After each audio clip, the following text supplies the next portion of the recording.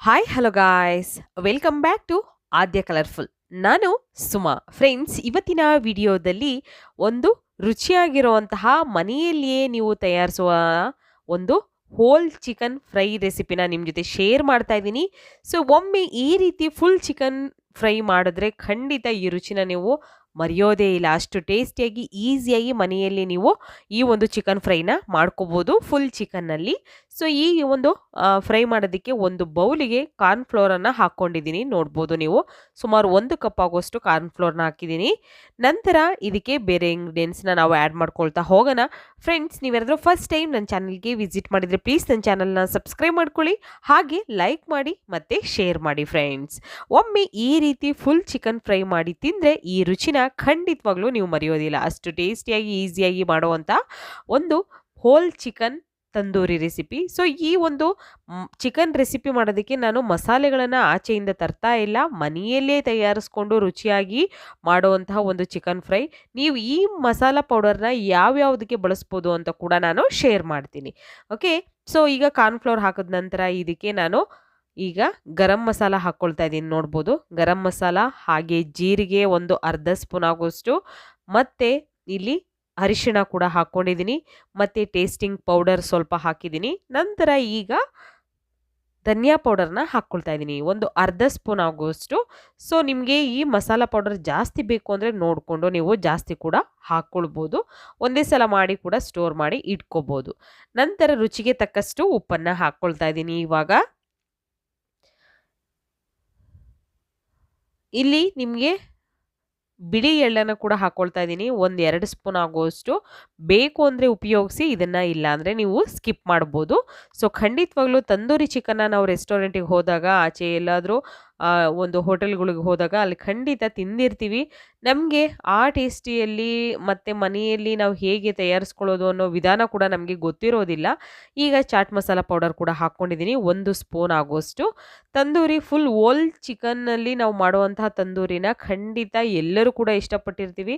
ಈಗ ನೋಡಿ, ಚಿಕನ್ ಮಸಾಲಾನು ಕೂಡ ಹಾಕ್ಕೊಳ್ತಾ ಇದ್ದೀನಿ. 1 ಸ್ಪೂನು, 1.5 ಸ್ಪೂನ್ ಆಗುವಷ್ಟು ಇಷ್ಟನ್ನು ಹಾಕಿ ನಾನು ಮಿಕ್ಸ್ ಮಾಡ್ಕೊಳ್ತೀನಿ ಇವಾಗ. ಸೊ ಫ್ರೆಂಡ್ಸ್, ಖಂಡಿತವಾಗ್ಲೂ ರೆಸ್ಟೋರೆಂಟಲ್ಲೇ ತಿಂದಷ್ಟು ಟೇಸ್ಟಿಯಾಗಿ ಮತ್ತು ಹೆಲ್ದಿಯಾಗಿ ನೀವು ಮನೆಯಲ್ಲಿಯೇ ಈ ಒಂದು ರುಚಿಯಾದ ತಂದೂರಿ ಚಿಕನ್ನ ಮಾಡ್ಕೋಬೋದು. ಅದು ನಾವು ಓವೆನ್ ಇಲ್ಲದೆ ಮನೆಯಲ್ಲಿಯೇ ಹೇಗೆ ಮಾಡ್ಕೊಳ್ಳೋದು, ಮತ್ತು ತಂದೂರ್ ಕೂಡ ಬೇಕಾಗೋದಿಲ್ಲ ಇದಕ್ಕೆ, ನಾವು ತಂದೂರಿ ಒಂದು ಚಿಕನ್ ಮಾಡೋದಕ್ಕೆ. ಸೊ ಖಂಡಿತ ಹೇಗೆ ಮಾಡೋದು ಅಂತ ಈಗ ನೋಡೋಣ. ಈಗ ಚೆನ್ನಾಗಿ ಇದನ್ನು ಮಿಕ್ಸ್ ಮಾಡ್ಕೊಳ್ತಾ ಇದ್ದೀನಿ. ಮಿಕ್ಸ್ ಮಾಡಬೇಕಾದ್ರೆ ನೋಡಿ, ಈ ಥರ ಮಿಕ್ಸ್ ಮಾಡಿ ನಿಮಗೆ ಈ ಪೌಡರ್ನ ಒಂದು ಬೌಲ್ ಅಥವಾ ಒಂದು ಬಾಕ್ಸಿಗೆ ಹಾಕಿ ನೀವು ಇಟ್ಕೊಳ್ಬೋದು. ಒಂದೇ ಸಲ ಎಲ್ಲ ಇಂಗ್ರೀಡಿಯೆಂಟ್ಸ್ನೂ ಹಾಕಿ ನೀವು ಮಿಕ್ಸ್ ಮಾಡಿದ್ರೆ ಖಂಡಿತ ಅದನ್ನು ಜಾಸ್ತಿ ದಿನ ಸ್ಟೋರ್ ಮಾಡಿ ಇಡೋಕ್ಕಾಗೋದಿಲ್ಲ. ಈ ರೀತಿ ಬೇಕು ಅಂತಂದರೆ ನೀವು ಇದನ್ನು ಸ್ಟೋರ್ ಮಾಡಿ ಇಡ್ಬೋದು. ನಂತರ ಬೇಕು ಅಂದರೆ ಇದಕ್ಕೆ ನೀವು ಬೇರೆ ಇಂಗ್ರೀಡಿಯೆಂಟ್ಸ್ ಯಾವುದ್ಯಾವುದನ್ನು ಹಾಕ್ಕೊಳ್ಬೇಕು ಅಂತ ಈಗ ತಿಳಿಸ್ತೀನಿ. ಈಗ ಅಚ್ಕಾರದ ಪುಡಿನ ಹಾಕ್ಕೊಳ್ತಾ ಇದ್ದೀನಿ ನಾನು ಇಲ್ಲಿ. ಖಾರಕ್ಕೆ ಅನುಗುಣವಾಗಿ ಯಾವ ರೆಸಿಪಿ ಮಾಡ್ತೀರೋ ಅದಕ್ಕೆ ನೀವು ಇದನ್ನು ಕಬಾಬ್ ಪೌಡರ್ ಆಗಿ ಉಪಯೋಗಿಸ್ಬೋದು, ಅಥವಾ ಈಗ ನೋಡಿ ಫುಡ್ ಕಲರ್ ಕೂಡ ಆ್ಯಡ್ ಮಾಡ್ಕೊಳ್ತಾ ಇದ್ದೀನಿ. ಬೇಕು ಅಂದರೆ ಫುಡ್ ಕಲರ್ನ ಹಾಕ್ಕೊಳ್ಳಿ, ಇಲ್ಲ ಅಂದರೆ ನೀವು ಸ್ಕಿಪ್ ಮಾಡ್ಬೋದು. ಅಚ್ಕಾರದ ಪುಡಿ ಮತ್ತು ಫುಡ್ ಕಲರ್ ಎಷ್ಟನ್ನು ಹಾಕಿ ನಾನು ಮಿಕ್ಸ್ ಮಾಡ್ಕೊಳ್ತಾ ಇದ್ದೀನಿ ನೀಟಾಗಿ. ನೀವು ಇದನ್ನು ಕೂಡ ಮಿಕ್ಸ್ ಮಾಡಿ ನಾವು ಪೌಡರ್ನ ಸ್ಟೋರ್ ಮಾಡಿ ಇಡ್ಬೋದು, ಏನು ತೊಂದರೆ ಇಲ್ಲ. ಹಾಗೆ ಇವಾಗ ಇದಕ್ಕೆ ಒಂದು ಮೊಟ್ಟೆನ ಒಡೆದು ಹಾಕ್ಕೊಳ್ಳೋಣ ನಾವು. ಸೊ ಈಗ ಶುಂಠಿ ಬೆಳ್ಳುಳ್ಳಿ ಪೇಸ್ಟ್ ಕೂಡ ಒಂದು 2 ಸ್ಪೂನ್ ಆಗುವಷ್ಟು ಹಾಕ್ಕೊಳ್ತಾ ಇದ್ದೀನಿ. ನಂತರ ಒಂದು ಮೊಟ್ಟೆನ ತಗೊಳ್ಳೋಣ ಇವಾಗ. ಹೀಗೆ ಇದನ್ನು ನಿಧಾನವಾಗಿ ಹಾಕ್ಕೊಳ್ಳಿ. ಸೊ ಒಂದು ತಗೋತಾ ಇದ್ದೀನಿ, ಸಾಕಾಗುತ್ತೆ. ಬೇಕು ಅಂತ ಜಾಸ್ತಿ ನೀವು ಒಂದು ಈ ಚಿಕನ್ನ ಮಾಡ್ತಾಯಿದ್ರೆ, ತಂದೂರಿ ಚಿಕನ್ನ ಜಾಸ್ತಿ ಮಾಡ್ತಾಯಿದ್ರೆ, ಒಂದು 2-3 ಚಿಕನ್ ತಗೊಂಡಿದ್ರೆ ಸೊ ನೀವು ಜಾಸ್ತಿ ಮೊಟ್ಟೆಗಳನ್ನು ಕೂಡ ಉಪಯೋಗಿಸ್ಬೋದು.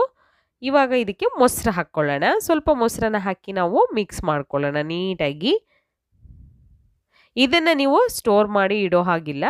ಸೊ ಇವಾಗ ಮಿಕ್ಸ್ ಮಾಡಬೇಕಾದ್ರೆ ನೋಡಿ, ನೀರನ್ನು ಉಪಯೋಗಿಸ್ತಾ ಇಲ್ಲ, ವಿನೆಗರ್ ಹಾಕ್ಕೊಳ್ತಾ ಇದ್ದೀನಿ. ಸೊ ವಿನೆಗರ್ನ ಹಾಕಿ ನೀವು ಮಿಕ್ಸ್ ಮಾಡ್ಕೊಳ್ಳಿ, ಖಂಡಿತವಾಗ್ಲೂ ತುಂಬಾ ಚೆನ್ನಾಗಿ ಬರುತ್ತೆ. ಹಾಗೆ ಉಪ್ಪು ಖಾರ ಎಲ್ಲ ಚೆನ್ನಾಗಿ ಹಿಡಿಯುತ್ತೆ ಫ್ರೆಂಡ್ಸ್. ಯಾವುದೇ ಕಾರಣಕ್ಕೂ ಚಿಕನ್ ನಿಮಗೆ ಸಪ್ಪೆ ಸಪ್ಪೆ ಅನಿಸೋದೇ ಇಲ್ಲ. ಈ ಫುಲ್ ಚಿಕನ್ ಫ್ರೈ ಖಂಡಿತವಾಗ್ಲೂ ತುಂಬ ಚೆನ್ನಾಗಿರುತ್ತೆ, ಮತ್ತು ತುಂಬ ಚೆನ್ನಾಗಿ ನಾವು ಇದನ್ನು ಒಂದು ಒಂದು ಅರ್ಧ ಗಂಟೆ ಅಥವಾ 1 ಗಂಟೆ ಇದನ್ನು ರೆಸ್ಟಿಗೆ ಇಡಬೇಕು. ಸೊ ಖಂಡಿತ ನಿಮಗೆ ಟೈಮ್ ಇದೆ ಅಂದರೆ ನೀವು ಒಂದು 3 ರಿಂದ 4 ಗಂಟೆ ಇಟ್ಟರೂ ಕೂಡ ತುಂಬ ಚೆನ್ನಾಗಿರುತ್ತೆ. ಕಸೂರಿ ಮೇಥಿನ ಹಾಕ್ಕೊಳ್ತಾ ಇದ್ದೀನಿ ಸ್ವಲ್ಪ. ಕಸೂರಿ ಮೇಥಿ ಹಾಕಿದ ನಂತರ ಮಿಕ್ಸ್ ಮಾಡ್ಕೊಳ್ಳೋಣ. ಇನ್ನೂ ಸ್ವಲ್ಪ ವಿನೆಗರ್ ಬೇಕು ಆಗಬಹುದು. ನೋಡಿ ಈಗ ಮಿಕ್ಸ್ ಮಾಡ್ಕೊಳ್ತಾ ಇದ್ದೀನಿ. ಖಂಡಿತವಾಗ್ಲೂ ಟೇಸ್ಟ್ ಅಂತೂ ಯಮ್ಮಿಯಾಗಿರುತ್ತೆ. ನೀವು ಖಂಡಿತ ಈ ರೀತಿ ರುಚಿಯಾಗಿರುವಂತಹ ಒಮ್ಮೆ ಈ ರೀತಿ ಫುಲ್ ಚಿಕನ್ ಫ್ರೈನ ಮಾಡಿ ತಿಂದರೆ ಈ ರುಚಿನ ನೀವು ಮರೆಯೋದೇ ಇಲ್ಲ. ಯಾವುದೇ ರೆಸ್ಟೋರೆಂಟ್ಗೆ ಹೋದರೂ ಕೂಡ ಖಂಡಿತ ನಾವು ಮನೇಲಿ ಮಾಡಿರೋ ಒಂದು ಚಿಕನ್ ಫ್ರೈ ತುಂಬ ಚೆನ್ನಾಗಿತ್ತು ಅಂತ ಅನಿಸುತ್ತೆ.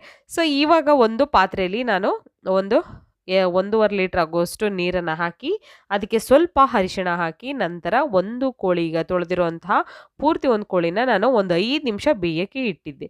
ಸೊ 5 ನಿಮಿಷ ಬೆಂದಾಗಿದೆ ನೋಡ್ಬೋದು ನೀವು. 5 ನಿಮಿಷ, ಜಾಸ್ತಿ ಬೇಕಾಗಲ್ಲ. ಕುಕ್ಕರಲ್ಲಿ ಬೇಯಿಸ್ತೀವಿ ಅಂದರೆ 1 ವಿಷಲ್ ಮಾಡಿಸ್ಕೊಳ್ಳಿ ಸಾಕಾಗುತ್ತೆ. ಸೊ ಇದು ಜಾಸ್ತಿ ಬಲ್ತಿರೋಂತಹ ಕೋಳಿನ ತಗೊಂಡ್ರೆ ಖಂಡಿತ ಬೇಯೋದಿಲ್ಲ. ನೋಡಿಕೊಂಡು ನೀವು ಸ್ವಲ್ಪ ಎಳೆಯಾಗಿರೋಂಥ ಎಳೆ ಕೋಳಿಗಳನ್ನು ತಗೊಳ್ಳಿ.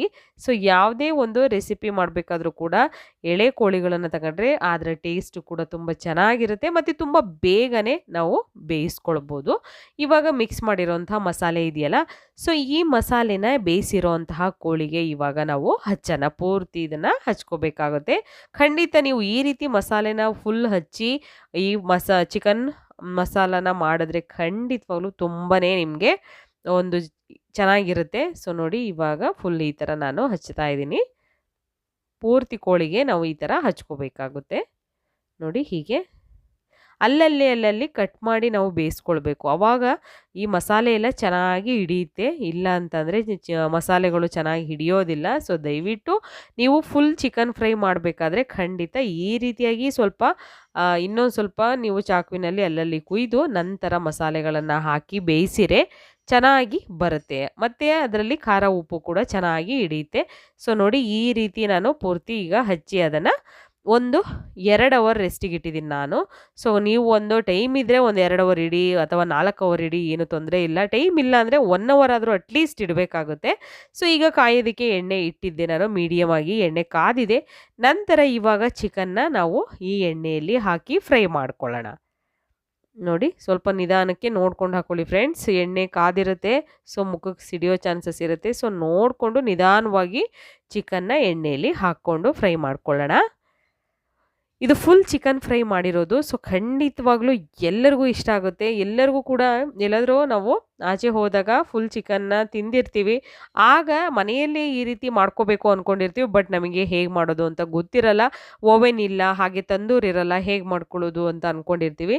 ಈ ರೀತಿಯಾಗೂ ಕೂಡ ಡಿಫ್ರೆಂಟಾಗಿ ರುಚಿಯಾಗಿ ನೀವು ಒಂದು ಮನೆಯಲ್ಲೇ ಮಸಾಲೆಗಳನ್ನು ತಯಾರಿಸಿ ಫುಲ್ ಚಿಕನ್ ಫ್ರೈನ ಮಾಡ್ಕೊಳ್ಬೋದು.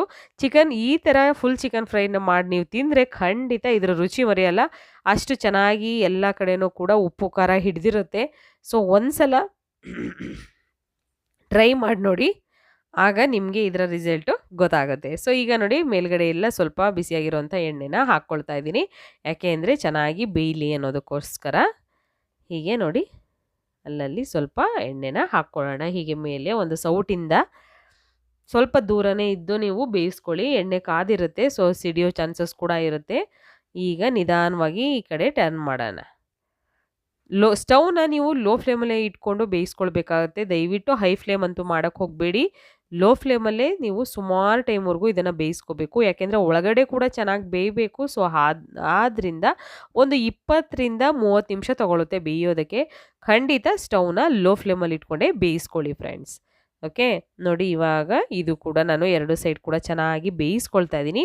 ನಂತರ ಕೂಡ ನೀವು ಆ ಕಡೆ ಈ ಕಡೆ ಎಲ್ಲ ಬೆಂದಿಲ್ಲ ಅಂದರೆ ಖಂಡಿತ ನೋಡಿ ಬೇಯಿಸ್ಕೊಳ್ಳಿ. ಆದ ನಂತರ ಇದನ್ನು ನಾವು ನಿಧಾನವಾಗಿ ಒಂದು ಟಿಶ್ಯೂ ಪೇಪರ್ ಮೇಲೆ ತೆಗೆದಿಟ್ಕೊಳ್ಳೋಣ. ಇದಾಗಿದೆ. ಸೊ ನೋಡಿ ಇವಾಗ ನಿಧಾನವಾಗಿ ತಕ್ಕೊಳ್ಳಿ.